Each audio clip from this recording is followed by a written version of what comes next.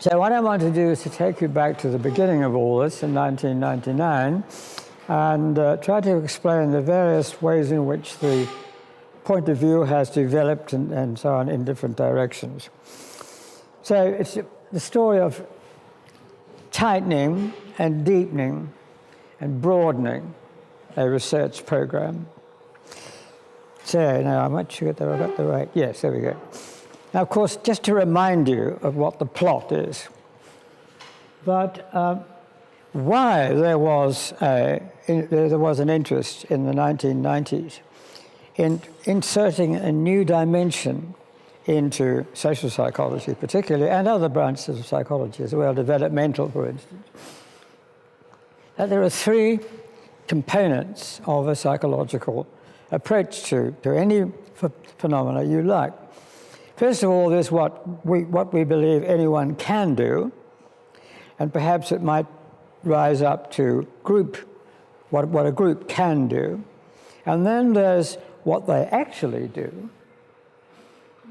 And then the question is, how do you get from what you can do to what you're actually doing? And for the most part, it was very crude, simplistic ideas about environment, about context, all this stuff about personality being related to the situation, the PS movement in personality theory. But this was very unsophisticated. And the moment you start to think about the real world you inhabited, you began to see that what you do is a function of A and C. It's not a function of stimuli applied to a certain being with a certain set of dispositions. So it's domain C that when we started doing this, that's what we thought was all about. We'd be exploring that domain. It lies between your capacities, or group's capacity, and what actually happens.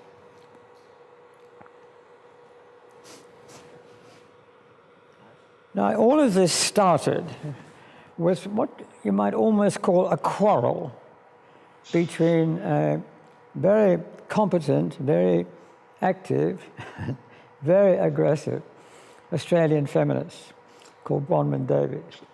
She's written a great deal, and her way of doing psychology, as I'll tell you in a minute, is very different from mine. But I used to teach at Binghamton University in the States in Septembers. And I met Bronwyn there, who was coming as a visitor from Australia to the women's department. Anyway, I had also known her before because I'd been a long-distance advisor with her PhD. The Australians sometimes get someone from abroad to look at the PhD developing. So I had some sort of idea what was in her mind. And she talked about positioning as something that happened to women and which, so to say, took away their freedom of action and debased women in all kinds of ways. So this seemed to me to be a very interesting observation, and one that was obviously true in the 1990s. There were no women vice-chancellors in England. The female members of the symposium never said anything. The whole story was entirely obvious. And but her positionings were, with respect to something interesting began to appear in what she was talking about. These positionings appear in terms of personal attributes. So the moment you're going to think, well, why was it that such and such a woman was not fulfilling her potentials? The answer would be some other attribute which was ascribed to her. For example, unstable, emotional, all those sort of things of the pre-feminist world in which women were located, Kirche, Kuka, Kinder world, in which women were supposed to have their being. But she hadn't really worked it out in terms of what the psychological process was going on here.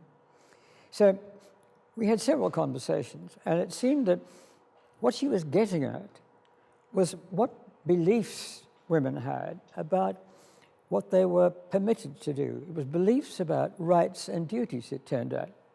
What did you believe your rights and duties were? And you usually believed that on the basis of some attribute that you'd been ascribed, or you described to yourself. So there seemed to be two things going on. There were the attributes that people were being classified under, and then there were the moral consequences of that classification. So already positioning, the idea of positioning, began to open up. And in the early day, the same word was used for both of these processes. Positioning people was putting them, was ascribing attributes to them, and positioning was ascribing a location in the world of rights and duties. So already you could see there was an interesting opening coming up. Now, I didn't get on all that well with Brom, though I admired her intellect. We didn't think in the same way. And so we wrote that paper in 1999 with considerable difficulties, but we managed to hammer it together. And how are we going to do this work?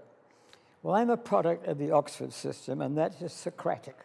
If someone comes up with something, you ask them questions, preferably awkward questions, to delve into the presumptive background of what they're saying. Well, Brom wasn't fond of that, and she had a rather broad brush. My Oxford training said, if you want to say something, get the evidence. Brumman's training was, you want to say something, see how it feels. Well, you can see this wasn't going to get all that. That first article, I think, has been enormously often cited, and I think that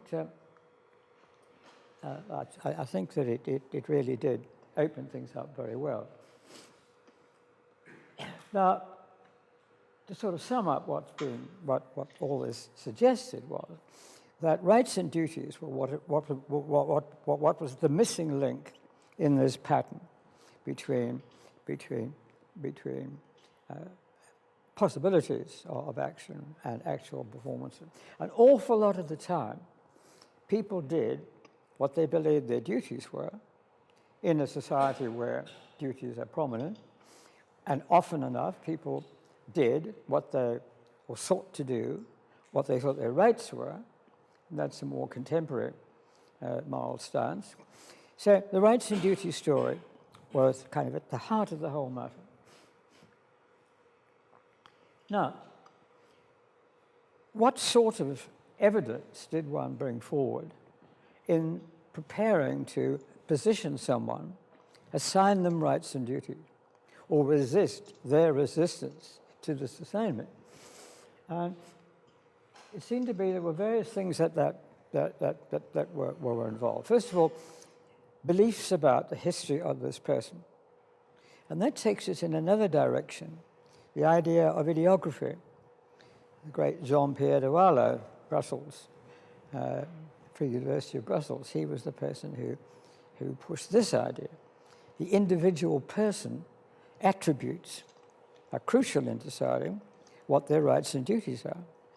If a person can't do such and such a thing because they're incompetent or crippled or something or other, then of course you can't assign them that task as a duty. It doesn't make sense. I think it was Immanuel Kant said that duties can only be constructed out of what people can do. So there's a crucial point of constructing evidence. And then of course that's the individual. Also, it's very obvious when you think about it, that categorization was also a matter of assigning rights and duties. And particularly with the feminists, and Brom wasn't the only one who was thinking in this way, being a woman was a categorization which brought along with it a massive presumption of rights and duties, more duties than rights in the good old, bad old days. So there were other things like gender, race, disabilities, and so on. Now, there's a difference between disability as a category.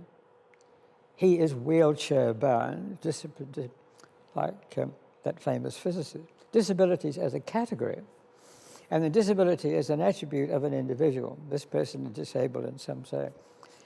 The thing that is politically significant is that until very recently, the categorization of a person in terms of the generic category of disability, of course, brought along with it a whole lot of consequences. So one of the things that happened in the period of political correctness was to point out that A's disability is not the same as B. So all over the world now, these places where people who are in some way disabled or educationally subnormal and something, people find, the work is to find the point in society where these people can be assigned rights and duty in the expectation that they're going to be able to fulfill them. So that was a sort of part recognition of what was going on. Now, of course, it turns out, when you think about it, that all of this is done in the realm of language. So there's a conversation in which the rights and duties of the people involved are created or debated or refused. All sorts of ways you can deal with an attribution of this sort. But the presumption is, in our world, that there are rights and duties, and they're very simply related to one another. But if you start to look at history a little bit more closely, you find that the idea of rights as a fundamental feature of the social world is very new. Go back to the Middle Ages and study the feudal system. It turns out that in the feudal system there are only duties. We're celebrating Magna Carta in 800 years in England right now. What's in it? Well, it outlines the duties of the barons to the king and the duties of the king to the barons. No mention of rights. So rights are something that began to creep in the Enlightenment period. It gradually came in to become an equal partner with duty. In Japan, the samurai, that long-standing, long-running social system, that was based upon the idea of duties, and nobody had any rights in Japan. They had lots and lots of duties. So the insertion of rights into it has opened up in the history of our world a whole new item to insert in that gap between what you do, what you can do, and what you do. Now, the thing then is to begin to study these discursive patterns. What are the conversational processes by which these assignments are made? And that is called a lively research product. So the second phase in the development of the positioning theory, we owe a good deal to Luke in this matter. Because Luke was very clear, though he had a different terminology in those days, second-order positioning and first-order positioning, of this important difference between the attributes that you are going to mention in the discussion of what rights and duties someone has, and the assignment of the rights and duties on the basis of those attributes. So there's a special kind of conversation in which your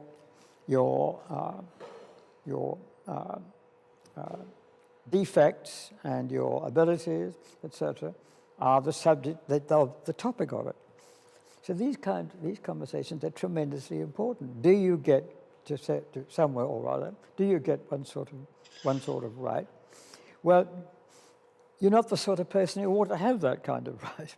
And So husbands used to have the right to all their wives' money in England, and even in some countries to kill wives. Now, we don't think that is now. We've shifted as to what we think.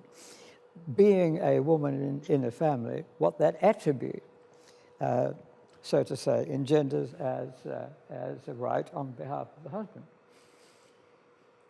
So Bronwyn didn't get very clear about the difference between positioning as attributes and positioning as a moral, as a statement of a moral category. Luke called it prepositioning, and then more recently, the work I've been doing and other people have been doing, Luke called it second order position. We've come to call it prepositioning. It's something you do before you make the moral attribution. I don't know whether people have come across Karen Grattan's work on this, but we're going to talk about it in a little while. Now, what are these rights and duties that we're talking about? Well, Dan Robinson and I began a little sort of exercise in trying to figure out a simple formula which would enable us to identify when a duty was in question and when a right was. Well, it's rather simple, really.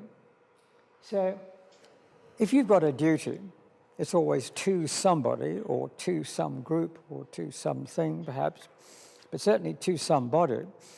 Then why you have the duty is because the other person has some kind of vulnerability. And you've got a power that will enable you to resolve that vulnerability. So this person is too short to put a parcel on the top shelf, and the tall person then has a duty to put it up. There I'm standing next to some tall person, Dutch probably, and I give them, and I'm trying to put this up.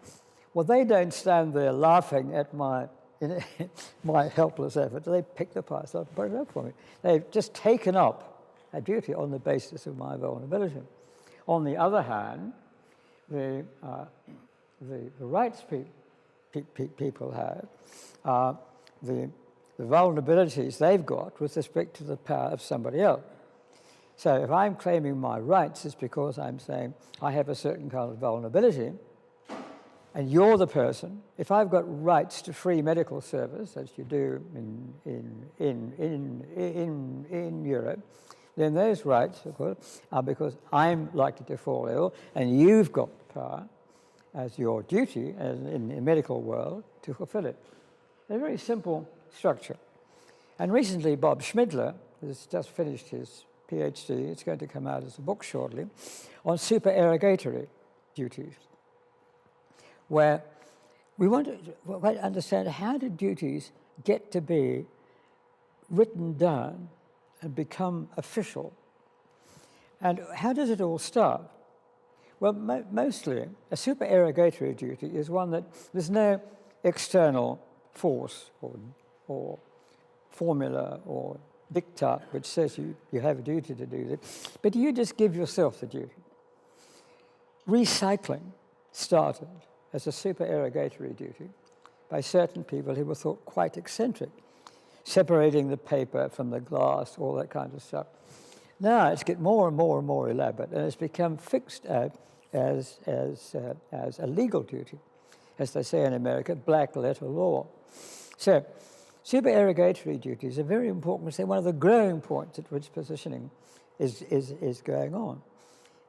You give yourself a position with respect to taking up supererogatory duty, then they gradually modulate into official ones.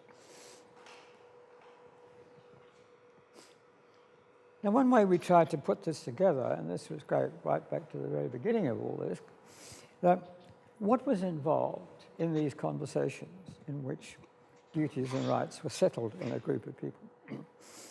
Well, it seemed that there were 3 points, and so a sort of triangle of interrelation.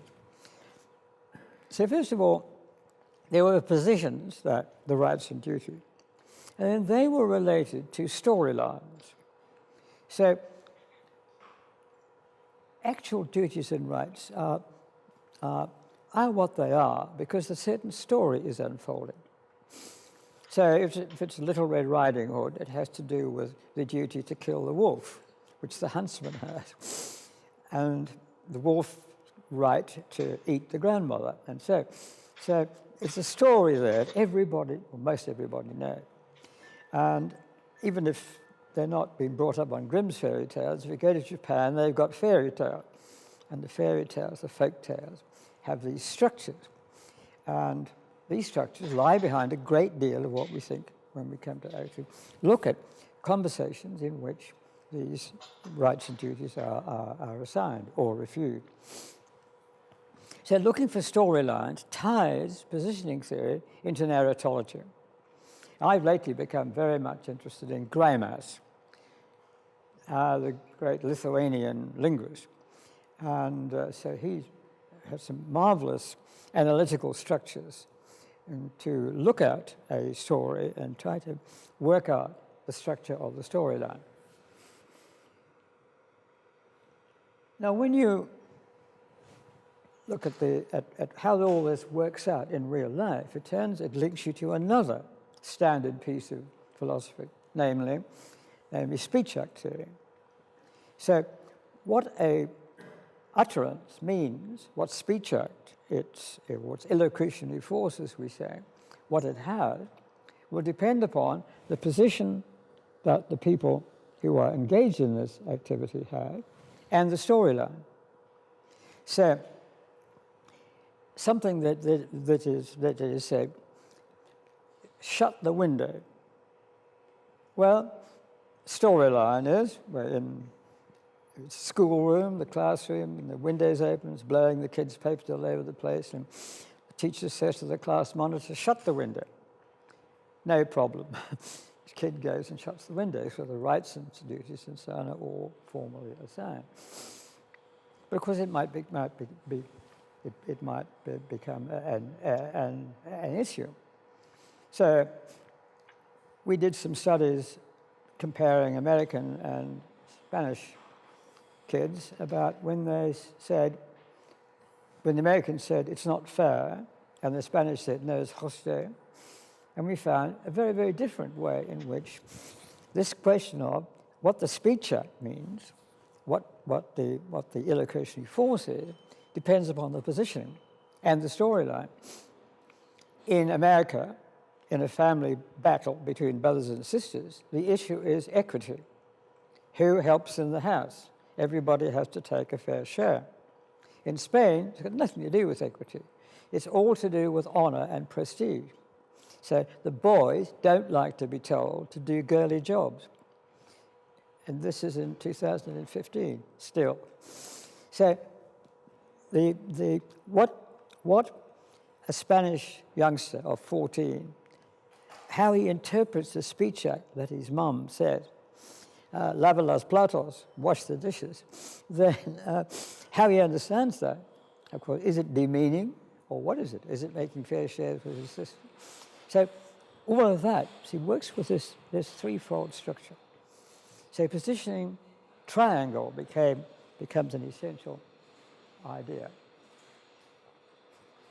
And of course, I've already mentioned the question of locutionary and illocutionary force.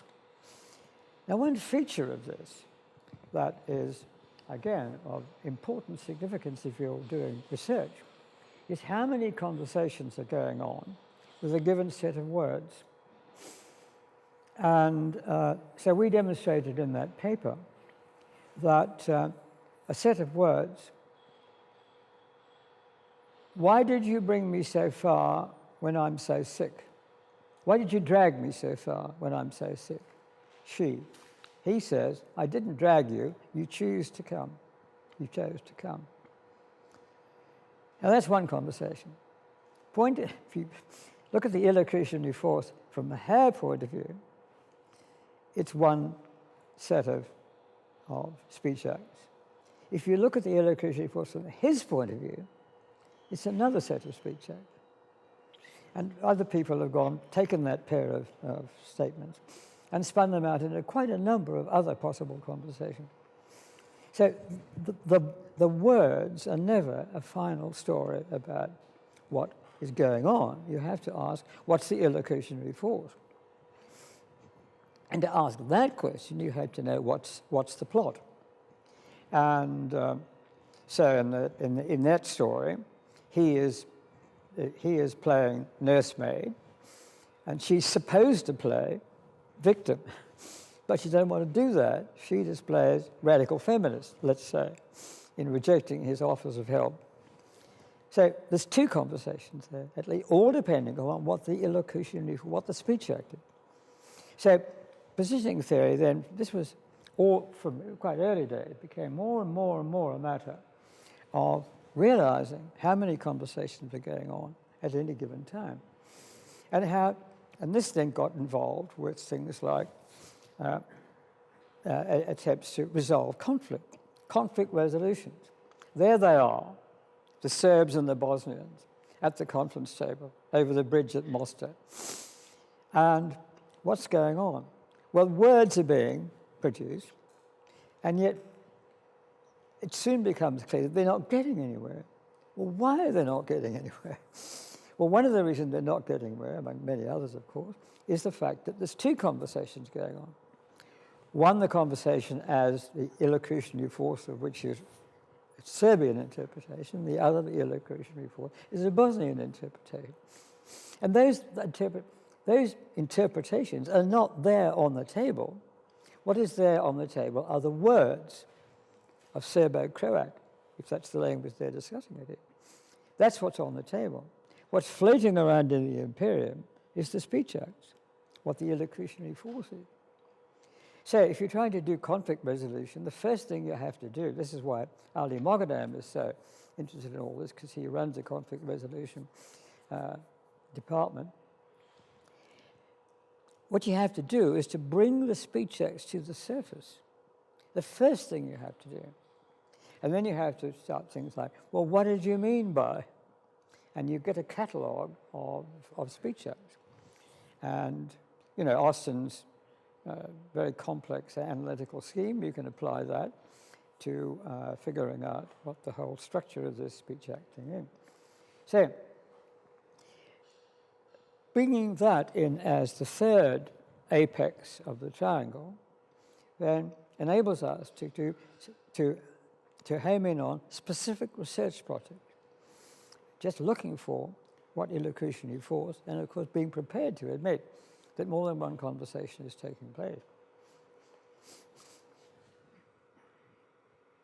Now, from time to time, people have wanted to add other nodes to the positioning triangle. Nicky Slocum, whom I'm sorry can't be here, is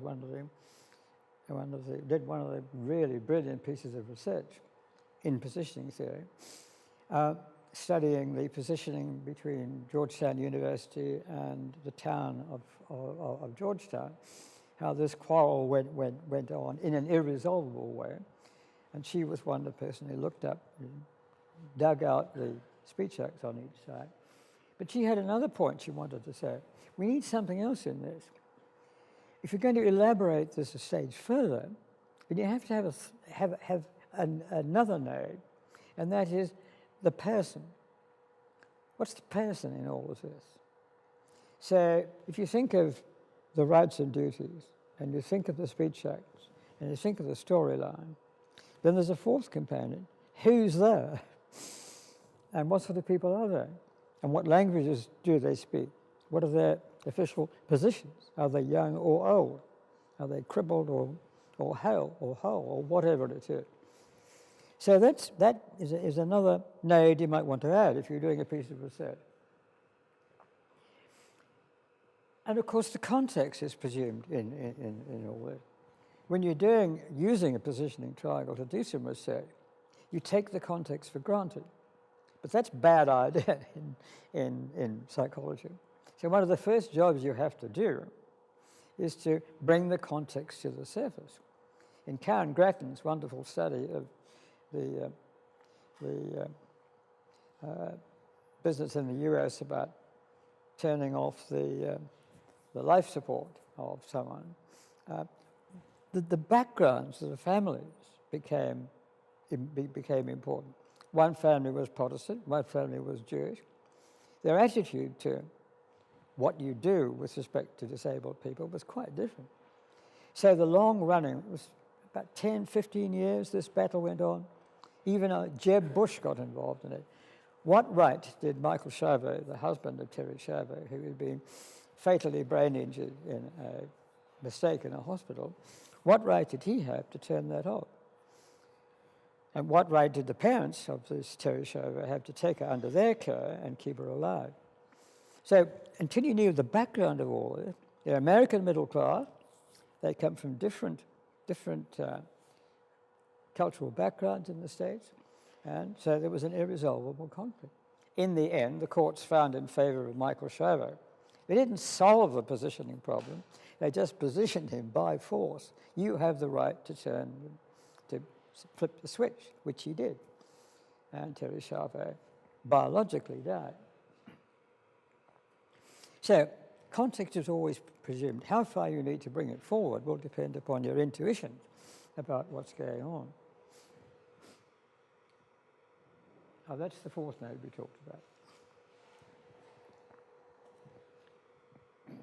Now, scale. The very first idea of this, and this is Luke and Bronman and myself and other people, we were looking at micro society, small scale, very fast. You're having a conversation about who's going to bring something to a picnic. It only takes a very short time. There's only 3 people involved. Somehow or other, the rights and duties of the picnickers are established in a very short time. And so family quarrels, all sorts of things, organizing anything. There's a realm that psychologists hadn't studied, namely the high-speed, crucial interactions in which the positioning gets done. The interesting book called Hitler's Table Talk, in which transcriptions of what Hitler said to his henchmen are available. There's another one about Stalin. And how did they do it? How did this paper hanger from Vienna become this enormous figure? And all in tiny, tiny interactions in which he bullied his subordinates. So they became terrified of him, and they themselves passed on the terror down the line. He could easily have been assassinated at any time after 1933. But there was all this microstructure which protected him. And so that was our original idea. And of course, in that context, self-positioning becomes very important. Taking on rights and duties. And these informal ones, which supererogatory duties, that's the kind of thing where you take on a duty. No one's making you do it. You take it on for yourself, and you feel it's my duty to separate the glass and the paper. Now, I'm sorry to say Christina Redman is not well, because she added a very important dimension to it. In her studies of what's going on in schools, particularly the science teaching, and how people who are being assigned tasks in the school system, how their duties to carry out these tasks and what they're supposed to do, that is a matter, sort of middle-sized institution. It takes a bit of time. One of her publications concerns a whole term of goings-on in the school with the person who looked after the equipment and dealing with the teachers and so on. It was going on for quite some time. So a kind of middle side. So we hadn't intended in the first instance to take positioning theory any further than dealing with the minute, daily, high-speed interactions that drive a lot of our lives along. So Christina added that sort of median side. And in Karen Gratton's study of the Terry Chauveau case, you began to see how these were very example of very small scale, very, the interactions between these two families, and Terry Shaver and Michael Shaver, they're all minute. Even though they added up to a great American scandal, it was all over the papers for years, and the actual fine grain of it was very small scale. Now, I did a study of how it came up that Obama got selected as the Democratic candidate. And a student called Rossetti, he and I got the transcripts of the debates, and we went through them minutely to see what was going on. Because it finished up, Obama had successfully positioned himself as the one who has the right to be president. So he's the candidate. Hillary Clinton, on the other hand, had managed to position herself so that she lost the right, at least in the Democrat Party context. Now, of course, she's adopting a different kind of role, but they're very, very interesting. He works a beautiful, exquisite double act. I'm the poor boy. I'm from mixed race. I was brought up partly in Indonesia, and I'm a poor kid. I know how you poor people feel. My heart goes out to you because I am one of you. On the other hand, if you look at his diction, the choice of words, it's Harvard law professor. He's up there. Oh, look at me. I'm this tremendously intelligent guy who has a wonderful education and so on. And I'm the man for you. I'll solve all your problems. Just hand it over to me. Beautiful. Hillary Clinton, on the other hand, she does a fatal move. The lady of the manor, as you might say. The silver spoon in the mouth. Oh, I've got all these wonderful powers and capacities. I love you, my people. And I'm going to do you good.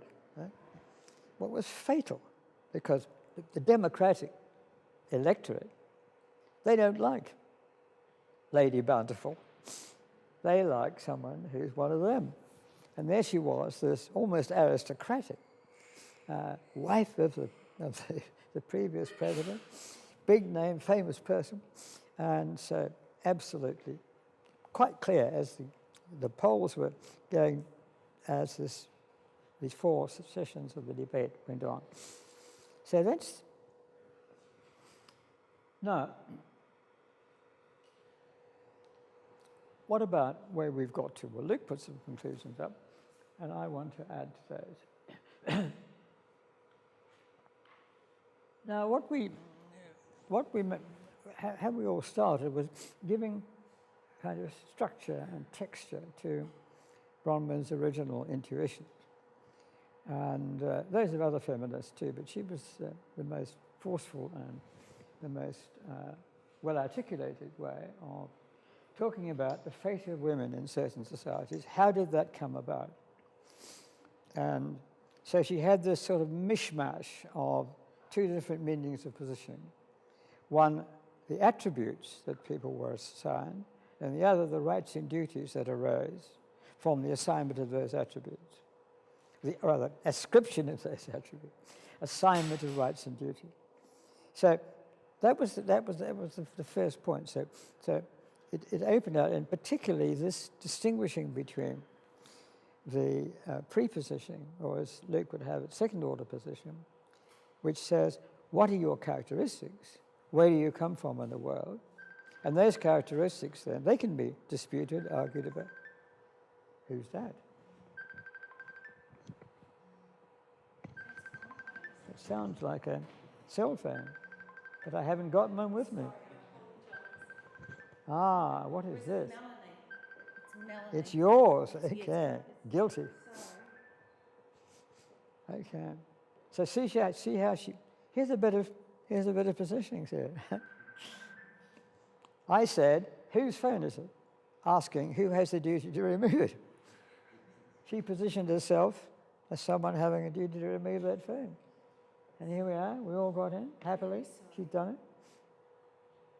I can congratulate her. It's a whole it'll be a wonderful little analytical article. Those 2 or 3 words. Okay. Now, each time the group of us developed this in various directions, new things came to the surface. And one of the most remarkable is the work by Stephen Sabat on Alzheimer's. Some people may know this, his marvelous book, The Experience of Alzheimer's. This thing's out of control. The Experience of Alzheimer's. Well, what Steve did was to look, inspired by Tom Kitwood's idea of malignant psychology, what's going on when people with Alzheimer's condition interact with the medical services. And what happens usually is that the person is so set in the medical system, medical categories, that they become very quickly classified as having dementia. This is what Tom Kitwood called malignant psychology. You've got a word-finding problem. Does that imply that you're suffering from dementia, i.e. you've got some serious cognitive defect? Well, how do you approach that question? Well, Tom Kitwood simply approached it with brute force and began to write ferocious articles and books about how bad the medical people were with their 1 minute, 30-second diagnostic meeting with someone suffering from Alzheimer's. That's an empirical fact.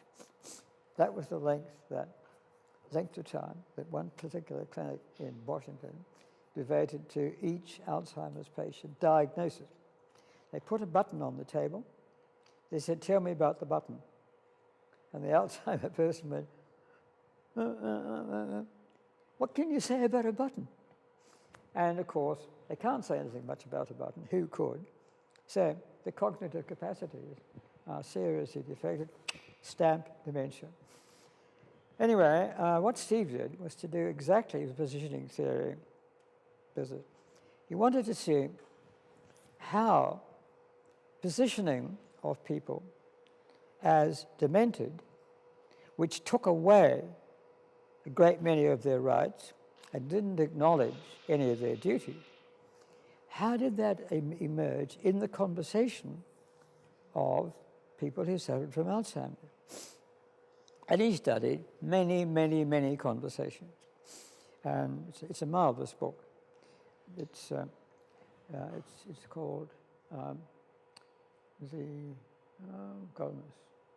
Experience of Alzheimer's. The Experience of Alzheimer's.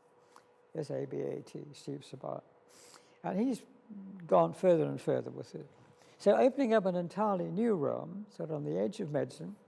And one of the things he showed, for example, that the last thing to go in someone who's having word-finding problems is the correct use of the word I. The last thing. They can still manage I when they can't manage anything else. So if I is the bearer of the sense of self, then the person with Alzheimer's has still got a sense of individual self. So that they aren't tipped over the edge into serious concern about dementia. Now, of course, this ties back onto experimental psychology. We were talking Luke and I were talking last night about how come that so many people still do terrible psychology. These mindless experiments done with a few undergraduates, statistical analyses of their answers to questions, no context, nothing, and some really diabolically bad pieces of science. How come it still goes on? And Luke pointed out, and I think it's worth reflecting on, you've got to go back into the history of social psychology, for example. Where does it come from? Where does this idea of dependent and independent variables and some sort of hidden causal relation, stimuli response, where does that come from? And what's driving it? Well, obviously, when you look at it, it's the institutions and the journals that are driving it. You get a job if you can do this. You get published if you can do these kind of little experiments. But why does that go? Well, it goes back to the 1960s, when the big names, Festinger, Sharif, and so on, when these people, they're big names, everybody doing social psychology knows them. Festinger, oh yes, we know about him. And so they provide this old Tom Kuhn idea of the paradigm. They're the exemplars. If you want to study something, you go to your ancestors. You get the exemplar. And so that's why it keeps on going, particularly in the US, but also in Europe. I can't bear to open the European Journal of Social Psychology. It's full of nonsense. It's most upsetting to read it. I think we gave them this in 1974. Secor and I handed over another way of doing it. But caught on in Britain for a while. Then gradually the story of the ancestors came back to dominate the scene. So here we are, the pioneers of a new way of doing psychology. Particular attention to the moral context. People are agents acting in moral situations. And there's more than rights and duties in moral situations, but that's one way in, because we have now a literature, research body, methodology, and conferences, and so on. Okay, thanks very much. Thank you for that presentation. I'm always very interested in the way, the story of the progression of research, because often that is not written. It is something that we know, that the insiders know, but the others do not know because they do not see it. So my question is about part of that story. And I was interested the way you described yourself in relation to Bronwyn Davies, describing yourself as analytical and her as intuitive, perhaps. And I'm wondering if you could describe or talk about how the tension between the intuitive and the analytical expresses itself in the theory that emerged.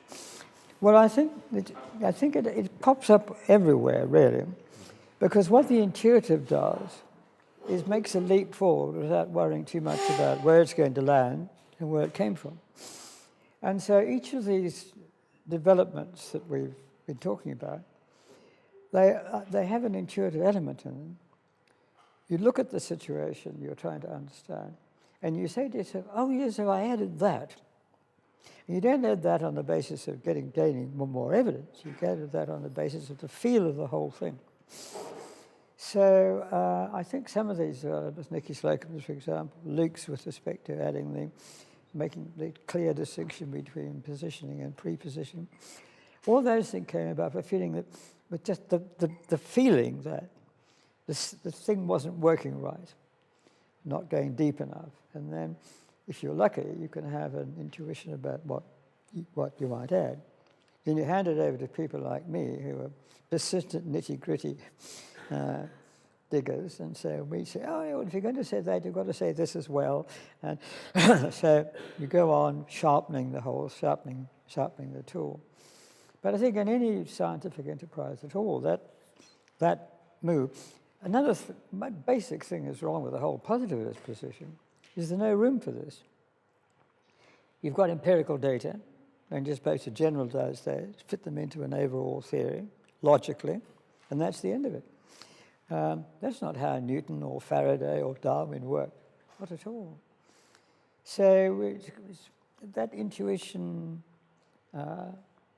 analytical distinction is something very, very important. It played a big role in this. Because if we'd just be analytical, we'd have been stuck at the 1999 period, not had all these interesting things. Yes? Can you explain a little better how your realist work ties into positioning theory?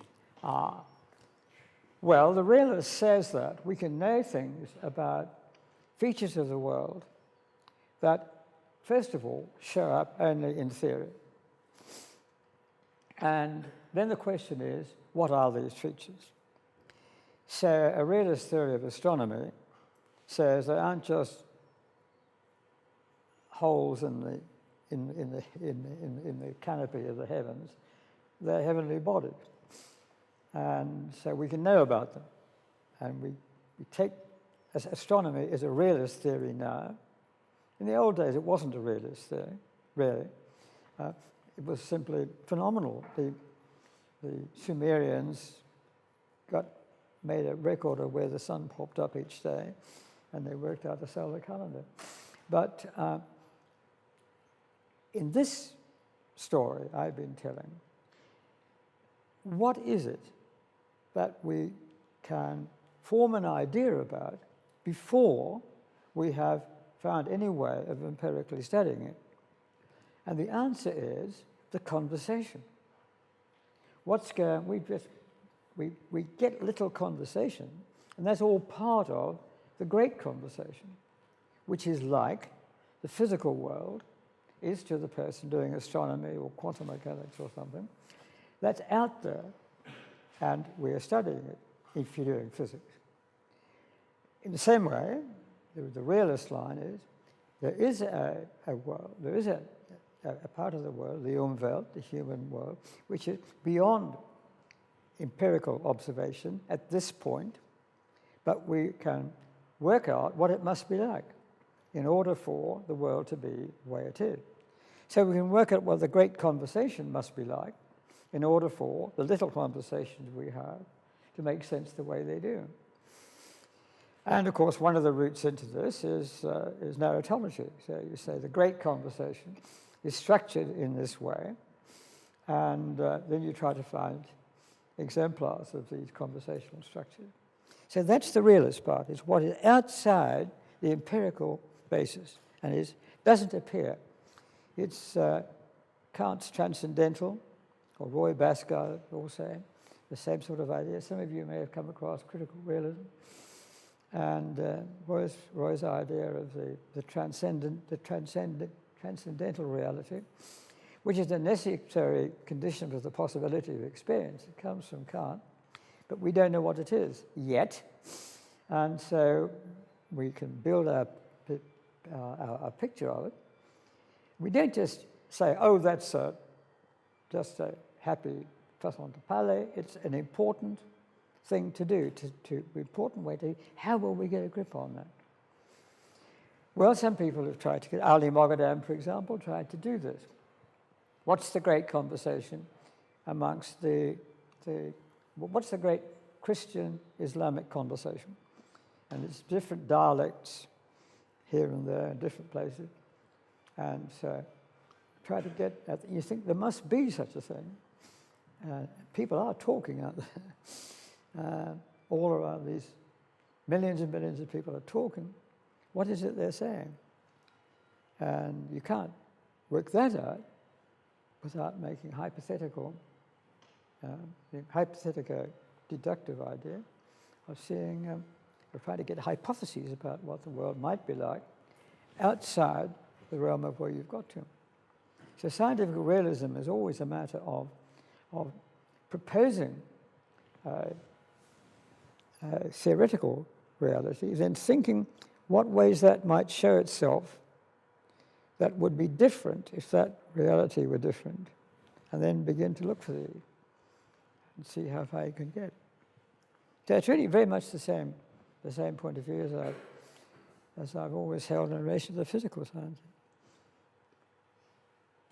Listen, physical science get very difficult because the homegrown things you thought you knew about, like atoms, turn out not to be there.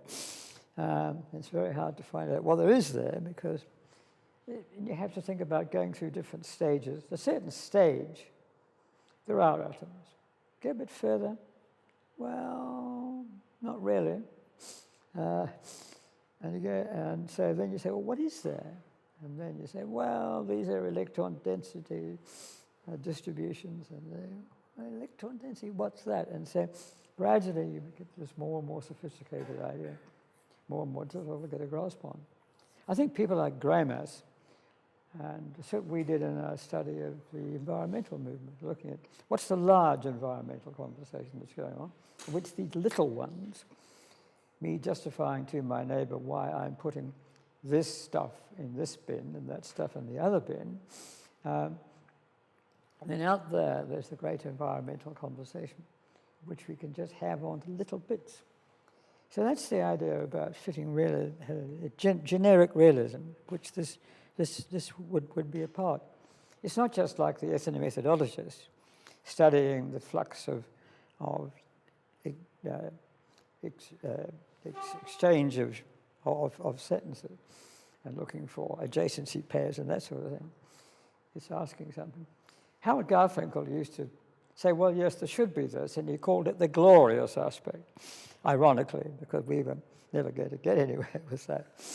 But it's certainly the way ethnomethodology was interpreted as a kind of positivistic interpretation. That is the exact opposite of what I'm proposing we should be seeing positioning theory lead to. Go ahead. Bronwyn Davis' work seems to me coming out of a Foucauldian tradition. A bit? A Foucauldian Yeah, tradition. yeah. And a lot of positioning people today still rely a lot on Foucault. Yes. What is your relationship to Foucault's work? Because sometimes you use it, but like on the background. Yes, well, I think it is on the background. Foucault has a lot of very brilliant ideas, brilliant insights. But that punishment book is absolutely superb, I think. But it doesn't bear close scrutiny. If you try to make this work in an actual context, it provides you with a kind of, it's just very Bronwyn Davis all over. It's a hand-waving, insightful way of looking at the legal system, prisons and so on. So the panopticon and all that kind of brilliant stuff. And his stuff on sexuality I find pretty well incomprehensible. It's very French, so in a way. Though my family's French, I've acquired all sorts of Anglo-Saxon attitudes. And I've only read that in a very perfunctory way, but I've really studied that punishment book, and it's absolutely brilliant. It's exactly the sort of thing one would like as a kind of sketch of what the background might be. It's just like Bauman, it goes this way and that way, it tells wonderful stories. It's not, the person I admire most in all this is Irving Goffman. Goffman, I hope you people still read Goffman, because if you do, you'll see a lot of the things that I'm saying are very much prefigured in Goffman's way of doing things. He's always concerned with the particular. How does the particular throw light on the general? If you want to know about say, gambling, well, what you do is you get yourself trained as a croupier and go and work for 6 weeks in Las Vegas. And then you'll know something about or Atlantic City or whatever. You'll know something about gambling. On the precise momentary. And he was very interested in how people in the gambling world pretended to be big spenders. And the Mississippi gambler with his mustaches and his bottomless pot of gold. And so Goffman pointed that out. And it's sort of a sad story Goffman made of it. These people who have nothing, in the context of the casino, they can seem to be something. And so I'd been telling my daughter about Goffman and gambling, and she wanted to go to Las Vegas, so we went to Las Vegas. And the first thing she saw was this elderly guy coming out of Harold's Club in a blue silk cowboy outfit with 2 children's 6-shooters at the hip. I said, that's it. That's Goffman. That's what Goffman's talking about. This provides you an arena for being something you're not. And the more this is the kind of ultimate end of the world. So out there, there's gambling. In here, there's these little minute things. The eye, the good experimenter's eye, student's eye, catches this glimpse. Quite unrivaled in how he could just spot things. And walking, how do you walk down a street with crossroads in a dangerous town? And he did it. He walked down Michigan Avenue in Chicago when all the gangs were about. And so had his feel of how this thing went. So there's this, I think positioning theory above all ought to be one of the places in psychology where the empirical, minute details of the empirical side of it, which are exemplary instances of something larger. And then the idea that there's this symbolic exchange going on from which these little incidents get their sense. And we should be attempting one of these days to move further out and look at this grand conversation and see if there's anything we can say about it. Say lots about little bits of it. I think what positioning theory has done is to show that even on the small scale, there are things about these conversations, the small scale ones, which we didn't notice before. And we didn't notice how big a role rights and duties played in them. So, yeah, I think that's what I would have to say on the realist front. It's just the same story, the same difficulty, and the same conceptual opportunity. Is it accurate if to say that we try to understand power relations in terms of groups, a group being assigned a set of rights and a group assigned a set of duties, and so we see the social inequality, for instance. And I'm wondering if, as you noted, that there are additional nodes you could add, do we try to account for materiality in terms of, let's say, economic power or embodiment in that set? Yes, I think that's a very good point, because it is rather important to see how this relates to things like traditional sociological concepts, like power. This is concerned with the minutiae of power. How is it that this person can exercise power over that? How did Rasputin become the dominant figure in the great Russian Empire? And that's one end of the question. Then you think about a larger, how does one social class have power over another? Well, that has to do with the control of meanings. So, very important idea by that Italian, 1920s Italian sociologist. He studied the newspapers. Gramsci.